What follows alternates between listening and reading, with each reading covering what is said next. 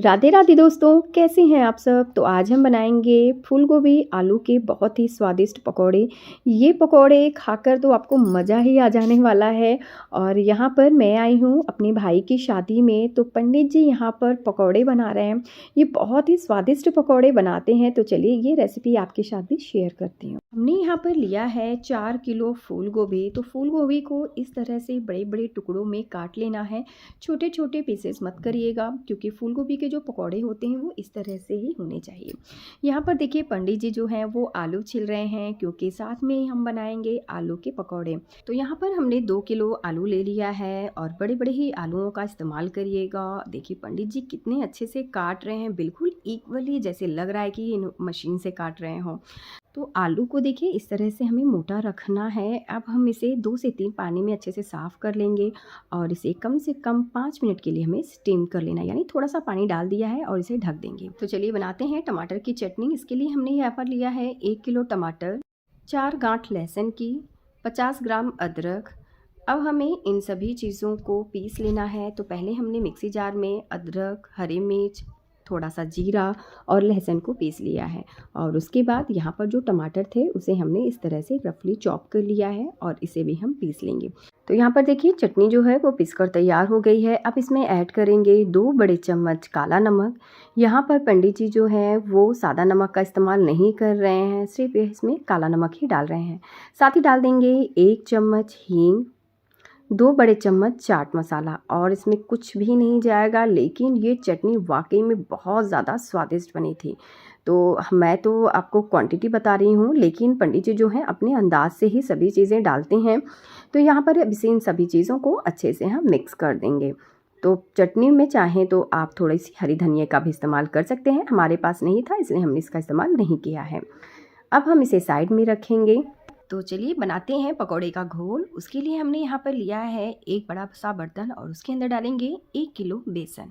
साथ ही ऐड कर देंगे आधा चम्मच बेकिंग पाउडर, 2 बड़े चम्मच सब्जी मसाला, 1 बड़ा चम्मच किचन किंग मसाला, 3 बड़े चम्मच धनिया पाउडर, 1 चम्मच देगी मिर्च, 1 चम्मच भुना हुआ जीरा, 1 चम्मच गरम मसाला, 2 चम्मच हल्दी, नमक स्वाद अनुसार।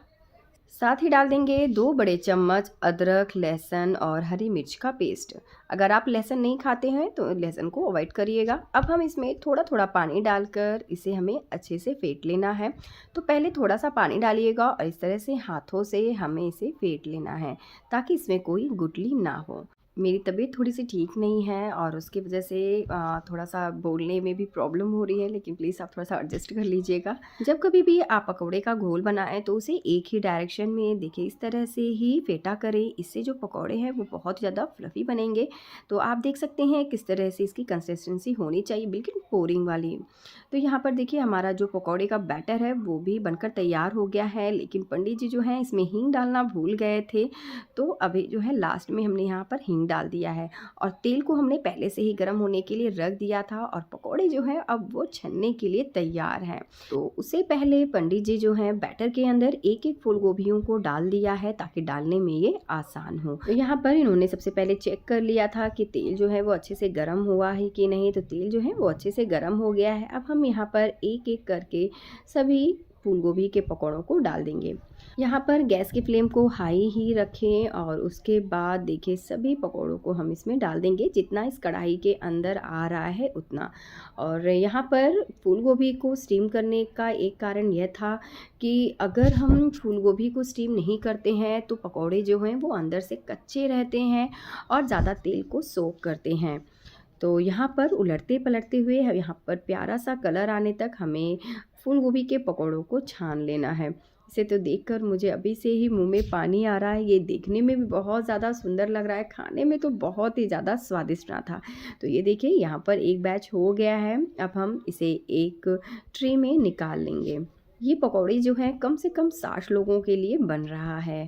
तो यहाँ पर देखिए फूल गोभी के पकौड़ों को अच्छे से छान लिया है। अब जो बचा हुआ था वो भी हम इसके अंदर छान लेंगे। तो इसे अब हम एक प्लेट में निकाल लेंगे। तो यहाँ पर पंडित जी ने मर्चवानी बनाया था और साथ ही ये चटनी। पकौड़ों के साथ इस चटनी का स्वाद बहुत ही ज़्यादा बेहतरीन लग रहा था। इसे आप एक बार ज़रूर बनाकर ट्राई करिएगा। तो जो बाकी के बचे हुए फूल गोभी थे उसे भी पंडित जी जो हैं वो फ्राई कर ले रहे हैं। यहाँ पर देखिए बहुत सारे पकौड़े बनकर तैयार हो गया था। तो चलिए अब बनाते हैं आलू के पकौड़े। तो इसे भी हमने पहले बेसन के घोल में डिप कर दिया था और एक-एक कर सभी आलू के पकौड़ों को इसमें डाल दिया है।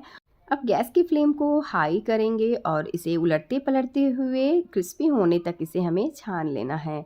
तो यहाँ पर मैं थोड़ी देर के लिए बैठ गई थी क्योंकि पंडित जी कुछ काम कर रहे थे। तो उन्होंने कहा दो अब हम निकालते हैं, क्योंकि तेल में से इसे निकालना थोड़ा सा डेंजरस भी होता है। जिसको एक्सपीरियंस होता है वही निकाल पाता है। और यहाँ पर देखिए आलू के पकौड़े भी जो हैं वो बनकर तैयार हो गए हैं।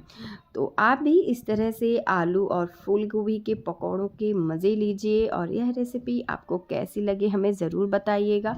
तो मिलते हैं एक नई रेसिपी के साथ, तब तक के लिए राधे राधे।